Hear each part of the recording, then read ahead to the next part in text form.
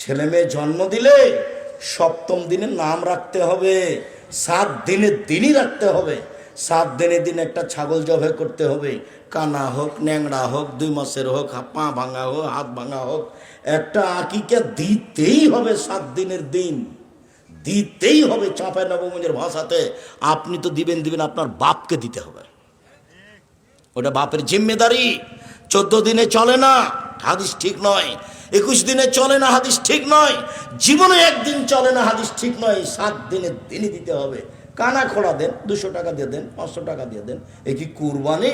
কুরবানি মানে বিশাল ব্যাপার, কুরবানি মানে নেকির ব্যাপার, কুরবানি মানে বিশাল ব্যাপার। চোখ ভালো কিনা দেখো, কান ভালো কিনা দেখো, পা ভালো কিনা দেখো, লেজ ভালো কিনা দেখো, খুর ঠিক আছে কিনা দেখো, তরু তাজা কিনা দেখো, সিং ঠিক আছে কিনা দেখো, সুন্দর ঝকঝকে টকটকে দিকে কিনো, মোটা তাজা, নেকির ব্যাপার। ফাঁকি দেওয়ার কোনো সুযোগ নাই। বেশি টাকা আছে, রাজস্থান থেকে উট কিনে নিয়ে এসো, না আছে ষাঁড় কিনো, না আছে খাসি কিনো, না আছে ছাগল কিনো, নইলে ভেড়া কিনো। ভেড়া ভেড়ি কম টাকা দিয়ে, ভাগে টাকা দিয়ে ওনার হারাম টাকা আর আপনার হালা টাকা কে বুদ্ধি দিল? এগুলো আমি দিনি, আমি কোনোদিন এরকম বুদ্ধি দিইনি। কোরবানি দেন নেকির জন্য। আর আকিকা 7 দিনের দিন দিতে হবে। চাঁপাই নবগঞ্জের ভাষাতে আপনি তো দিবেন, আপনার বাপকে দিতে হবে। 7 দিনের দিন 4টা কাজ। 1, ছাগল জবাই করা, আকিকা দেওয়া। 2, মাথা নেড়ে করা। ডাক্তার বলেছেন মাথার পরে নেড়ে করতে হবে, আপনি বলবেন করবই, 7 দিনের দিনই করবো, নবী বলেছেন। 3, চুল সম পরিমাণ রূপা, ওই পরিমাণ টাকা ফকির মিসকিনকে দিয়ে দেওয়া। 4, নাম রাখা, নাম রাখা, আঁকিকে দেওয়া, মাথা নেড়ে করা, চুল সম পরিমাণ রূপা দান করে দেওয়া। এটা রাসূলের বিধান। ধর্ম পাগল হয়নি। ধর্ম রাজশাহী চাঁপাই নবগঞ্জের হাওয়াই লাড্ডু নয় যে আপনি খাবেন না বা ছেড়ে দিবেন, এটা নয়। 1 গ্লাস পানি পান করলে 5টা বিধান লাগে, তার নাম ধর্ম। 1 গ্লাস পানি পান করলে 5টা বিধান লাগে, তার নাম ধর্ম। পীর সাহেব দিয়ে চলে না, বড় হুজুর দিয়ে চলে না, রূপক ধর্ম বুজুর্গানে দিন দিয়ে চলে না। 1 গ্লাস পানি পান করলে কয়টা বিধান লাগে? 5টা। 1, ডান হাতে ধরতে হবে। 2, বিসমিল্লাহ বলতে হবে। 3, 3 শ্বাসে পান করতে হবে। 4, বসে পান করতে হবে। 5, পান শেষে আলহামদুলিল্লাহ বলতে হবে। একবারে নগদ ধর্ম, মারে ফুতে দিয়ে চলে না, চুপে চুপে চলে না, সব নগদ ধর্ম। একবার সব টাটকা তাজা নগদ, কোনো জায়গাতে চুপচাপ নাই, সব খোলা। একবারে একটা মানুষ দিয়ে বাস্তবায়ন করে দিয়েছেন ধর্মকে আল্লাহ, তার নাম মুহাম্মদ সাল্লাল্লাহু আলাইহি সাল্লাম, তার নাম নবী। ওনাকে আমাদের মাঝে কি করেছেন? রেখে পুরো জীবনটাকে স্ত্রী মিলন সহ, চলাফেরা সহ, খাওয়া ফেরা সহ, সালাত আদায় সহ সব আমাদের সামনে রেখে রেখে চলে গেছে দিয়ে। কি করতে হবে তাকে নগদ দেখা গেছে। সাহাবীরা সেটা করে রেখে গেছে, তাবিরে সেটা করে রেখে গেছে। এখানে গোপনীয় কিছু নেই। শুনুন সম্মানিত দিনী ভাই বোন, মহিলাদের কথা আর একটু বলে এখান থেকে চলে যায়, আমরা লম্বা আলোচনা না করি। মহিলাদের জন্য 4টা কাজ করলে জান্নাতের সব দরজা খোলা। 1, 5 ওয়াক্ত সালাত। 2, হালাল রুজি। 2, রমজান মাসের রোজা সিয়াম। 3, স্বামীকে মেনে চলা। 4, জেনায় লিপ্ত না হওয়া। 1, 5 ওয়াক্ত সালাত। 2, রমজান মাসের সিয়াম রোজা। 3, স্বামীকে মেনে চলা। তিতা লাগলেও মানতে হবে, মিঠা লাগলেও মানতে হবে, স্বামীর মুখ খারাপ হলেও মানতে হবে। আব্দুর রাজ্জাক সাহেব, ওকে যে আমি সহ্যই করতে পারি রে, মাস মাস কথা বলতে পারি না, যদি তাই হয় তাহলে খোলা তালাক করে নেন। কাজের 30 দিন পরে বিবাহ বসতে পাবেন, সমস্যা নেই। স্বামী ভালো হলেও আপনি খোলা তালাক নিতে পারেন, কোনো সমস্যা নাই। এ তো আপনি বলছেন তার মুখের দিকে আমি তাকাইতে পারি না, আপনি ঝুলন্ত অবস্থা আছেন কেন? পৃথিবী অনেক বড়, বিধান ও প্রশস্ত। আপনি তার সাথে থাকলে তাকে মেনেই চলতে হবে, জরুরি। যদি না মেনে চলেন খোলা তালাক করে নিতে হবে, এটাও জরুরি। আমি আপনার দিনী ভাই, আপনাকে পরামর্শ দিচ্ছি, তিতা লাগুক মিঠা লাগুক আপনি মেনেই চলেন, ভালো হবে। আর আপনার স্বামী যদি থাকে তাহলে তাকে বলি, মনে রাখবেন একটা কথা, আল্লাহ নবী বলেছেন, খাইরুকুম লিআহলি ওয়া না খাইরুল লিআহলি। পৃথিবীতে সবচেয়ে ভালো মানুষ সেই যে স্ত্রীর কাছে ভালো, পৃথিবীতে ভালো মানুষ সেই যে স্ত্রীর কাছে ভালো। আমি মোহাম্মদ সাল্লাল্লাহু আলাইহি সাল্লাম নিজে আমার স্ত্রীদের কাছে ভালো। খারাপ মানুষ সেই যে স্ত্রীর কাছে খারাপ। অতএব স্ত্রীকে মূল্যায়ন করার চেষ্টা করেন, ওকে অপমান করিয়েন না, জরুরি প্রয়োজন ছাড়া বাড়ির বাইরে যেতে দিয়েন না, নইলে আপনার ক্ষতি হবে। বিবাহের বাড়ি তো বহু দূরের কথা, হাট বাজার তো বহু দূরের কথা। জরুরি প্রয়োজন ছাড়া মায়ের বাড়ি, খালার বাড়ি, ফুফুর বাড়ি যেতে পারে না। এখানে দুপুর থেকে বাজার করছে, এটা তো বহু দূরের কথা। দেখলে আমি কষ্ট পাই। ওটা কিন্তু একজন মুসলিম মহিলা, মুসলিম মানুষের মেয়ে, আপনার মেয়ে, জবাব আপনাকে দিতে হবে। এবার চলেন এইটুকু রেখে চলে আসে এখানে।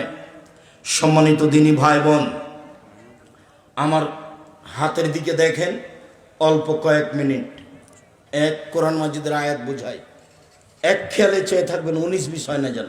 উপস্থিত বৈঠকের দিনই বোন, এই মেয়ে কথা বলছো কেন? এদিকে দেখো, আল্লাহ বলছে আতিউল্লাহ আতিউর রাসূল ওয়ালা তুবতিলু আমালাকুম। পৃথিবীর মানুষ, আল্লাহকে মানো, 1। 2, পৃথিবীর মানুষ নবীকে মানো। 3, পৃথিবীর মানুষ তোমরা তোমাদের আমলকে বাতিল করো না। 3 নম্বর বাক্যের সাথে আগের 2টা বাক্যের মিল নেই। আবার বুঝাই, 1, পৃথিবীর মানুষ আল্লাহকে মানো, আল্লাহ বলছেন। পৃথিবীর মানুষ নবীকে মানো। 3 নম্বর বাক্য যদি এমন হতো তাহলে ভালো হতো, তাহলে তোমরা জান্নাত পাবা। তাহলে মিল ছিল, 1 আল্লাহকে মানো, 2 নবীকে মানো, 3 তাহলে জান্নাত পাবা। এটাতে মিল হচ্ছে না কথাটা?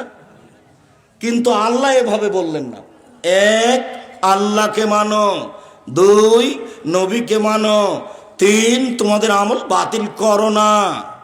বলেন তো শেষের বাক্যের সাথে আগের 2টার কি মিল হলো?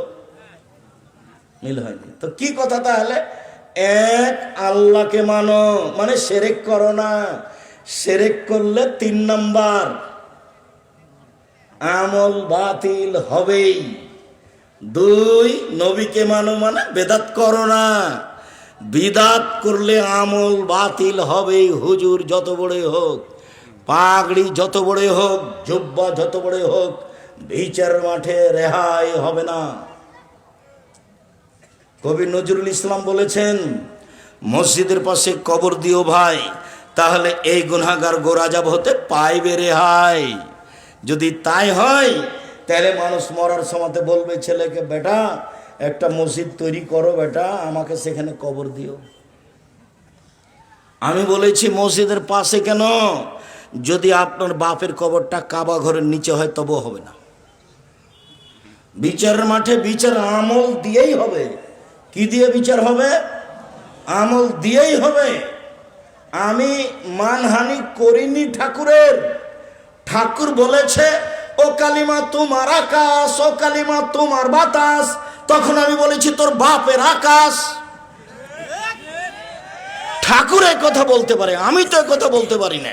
আমি বলি না, আমার ছেলে বলে না, আমার মেয়ে বলে না, আমার পরিবার বলে না, মুখ দিয়ে উচ্চারণ করি না। ঠাকুর বলতে পারে ও কালিমা তোমার আকাশ, ও কালিমা তোমার বাতাস, ও মা তোমার আকাশ, ও মা তোমার বাতাস। মাকে মাকে একটু একটু পড়াশোনা করো, একটু হিসাব নিকাশ হয় না? আমি তো বহুদিন থেকে বলে আসছি, আমার জানা অনুপাতে 71 সাল থেকে এখন পর্যন্ত কোনো শিক্ষিত মানুষ শিক্ষামন্ত্রী হয়নি। ঠাকুর বললো ও কালিমা তোমার আকাশ তোমার বাতাস, আর আমার ছেলে মেয়ে দিন রাত বলবো ও কালিমা তোমার আকাশ তোমার বাতাস। এ হতে পারে না। আমি তখন বলেছি তোর বাপের আকাশ। তো 5,000 কোটি টাকার মামলা হলো সিলেটে, আমি ঠাকুরের নিন্দা করেছি। জজ আমাকে বলছে, আব্দুর রাজ্জাক সাহেব আপনি কি পিস টিভির আলোচক? আমি বললাম জি হ্যাঁ। তখন জজ বলছে আপনার মামলাটা খারিজ করে দিলাম। সম্মানিত দিনী ভাই বোন, আমি যে কোনটা আপনাকে বুঝাই, কেন যে সব এরকম হয়ে গেল। আলেম ওলামা যদি একটু চিন্তা ভাবনা করতো তাহলে তো একটা হতো। আল্লাহকে মানো মানে শিরক করো না। আর বগুড়াতে কাছাকাছি শিরক অনেক, তবে চট্টগ্রাম, বরিশাল, সিলেট, নোয়াখালী, কুমিল্লা শিরক দিয়ে ঢাকা আছে।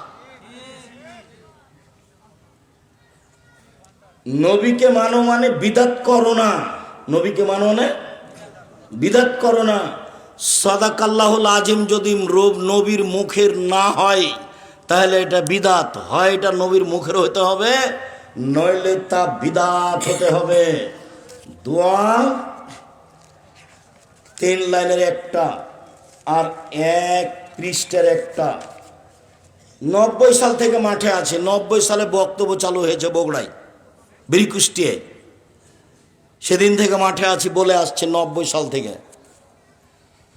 এটা হয় নবীর প্রমাণ হতে হবে, না হয় বিদাত হতে হবে। কথা বুঝতে পারেননি? আর এখানে আছে কোরআন কারিম আছে, আর বহু জায়গাতে কি আছে? কোরআন শরীফ আছে। প্রমাণ করেন দেখি। নবীর মুখের হতে হবে, নইলে তা বাতিল বলে গণ্য হবে। একটা হাদিস, তারপরে একটু দেখাবো। আল্লাহ রাসূল বলছেন, পৃথিবীর মানুষ বাল্লিগু আন্নী ওয়ালায়, আমার একটা কথা জানা থাকলে অন্যকে বলো। 2 ওয়া হাদিসু আন বানি ইসরাঈল আল হারাজ, বানি ইসরাইলের কাহিনী বলো, কোনো দোষ নেই। 3 মান কাযাবা আলাইয়া মুতাআম্মিদান ফালিয়াতাবাওয়া মাকাদাহু মিনান নার, কেউ যদি কোনো কথা আমার নামে বলে, কেউ যদি ধর্ম বলে কোনো কথা আমার নামে বলে, সেই কথা যদি আমার না হয় তাহলে তার থাকার জায়গায় জাহান্নাম, জুব্বা যত বড়ই হোক। হাদিস বুখারী মুসলিম। আবার বলি, 1 আমার একটি কথা জানা থাকলে অন্যকে বলো। 2 বানি ইসরাইলের কাহিনী বলো। 3 কেউ যদি কোনো কথা আমার নামে বলে, সেই কথা যদি আমার না হয় তাহলে তার থাকার জায়গা জাহান্নাম। এভাবে বললেন, কিন্তু আগের মতো করে বললে ভালো হতো। আগে যেমন বলছিলাম, 1 আমার একটি কথা জানা থাকলে অন্যকে বলো। 2 বানি ইসরাইল কাহিনী বলো। 3 তাহলে তোমরা জান্নাত পাবা। এভাবে হলে কথাটা মিল হতো না? মিল হতো। 1 আমার একটি কথা জানা থাকলে অন্যকে বলো। একটা মানুষ আপনার সামনে বাম হাতে পানি খাচ্ছে, তখন আপনার কথা জানা, এই ছি ছি ছি ছি ছি ছি, বাম হাতে শয়তান খায়, ভাই ডান হাতে ধরেন, ডান হাতে ধরেন। এই যে আমার একটা কথা জানা আছে বলে দিলা, এই যে একটা কথা জানা আছে বলে দিলে, এটা বলে দিবা, ভয় না, তবে সুলিও হবে না, ফাঁসিও হবে না। ও বলতে পারে, আরে ছাড়েন, ডান হাত আল্লাহর দাও, বাম হাত আল্লাহর দাও, আপনি অত কথা ছাড় বলেন তো, সব হাদিস তুলে রাখেন, খাচ্ছি। এটাকে বলতে পারে, আপনার সুলিও হবে না, আপনার ফাঁসিও হবে না, আপনি বলেন। আল্লাহ নবী বলছে, আমার একটা কথা জানা থাকলে অন্যকে বলো, আপনি বলেন। আল্লাহ নবী বলছেন, বানি ইসরাইলের কাহিনী বলো, কোনো দোষ নেই, মানে সত্য কাহিনী বলো। যেমন 1 মিনিট, হাজার বছর আগেকার একটা কাহিনী। একটা লোকের কাছে জমি কিনে নিয়েছে। জমি কিনে চাষ শুরু করতে একটা স্বর্ণের পাতিল পেয়েছে। তখন জমি ক্রেতা স্বর্ণের পাতিল নিয়ে বিক্রেতার কাছে গেছে, গিয়ে বলছে, আপনি আপনার স্বর্ণ নেন, আমি আপনার কাছে জমি কিনে নিয়েছি, স্বর্ণ কিনিনি। তখন জমি বিক্রেতা বলছে, বেতলার জমা ফিহা, আমি স্বর্ণের পাতিল নিব না, আমি জমিও বিক্রি করেছি, জমির ভিতরে যা কিছু ছিল সব বিক্রি করেছি, ওটাও নিব না। এই যে এই ঘটনা হাজার বছর আগেকার কাহিনী, মানে ইসরায়েলের কাহিনী, মানে সত্য কাহিনী বলো। 1 আমার একটি কথা জানা থাকলে অন্যকে বলো। 2 বানি ইসরায়েলের কাহিনী বলো। 3 কেউ যদি কোনো কথা আমার নামে বলে, সেই কথা যদি আমার না হয় তাহলে তার থাকার জায়গা জাহান্নাম। 1 মিনিট, আমি এখন যেটা বলছি সেটা আপনাকে আমি কষ্ট দেওয়ার জন্য বলিনি। সেটা হলো এই যে আপনি অজু করলেন, যখন আপনি মাথা মাসা করলেন তখন কাঁধও মাসা করলেন, এভাবে কাঁধ মাসা করলেন। তো হাদিসে এসেছে মাথা মাসা আর কান মাসা, একবারে এমনভাবে স্পষ্ট হয়ে এসেছে যে 2 আঙ্গুল কানের ভিতরে ঢুকিয়ে দিতে হবে, এই দুটা ভিতরের, এই দুটা বাহিরে, ইবহাম বৃদ্ধাঙ্গুল, ওইভাবে হাদিসে এসেছে। পা খান ধুলে কনিষ্ঠ আঙ্গুল দিয়ে এই আঙ্গুলগুলো একবারে ভালো করে একবারে পরিষ্কার করে দিতে হবে, এটা হাদিসে এসেছে। তো যদি এটাও থাকে বলেন, আর যদি এইটা আপনি বললেন না থাকে তাহলে আপনার কি হবে? এই কথাটা আপনাকে আমি মনে রাখার জন্য বলছি।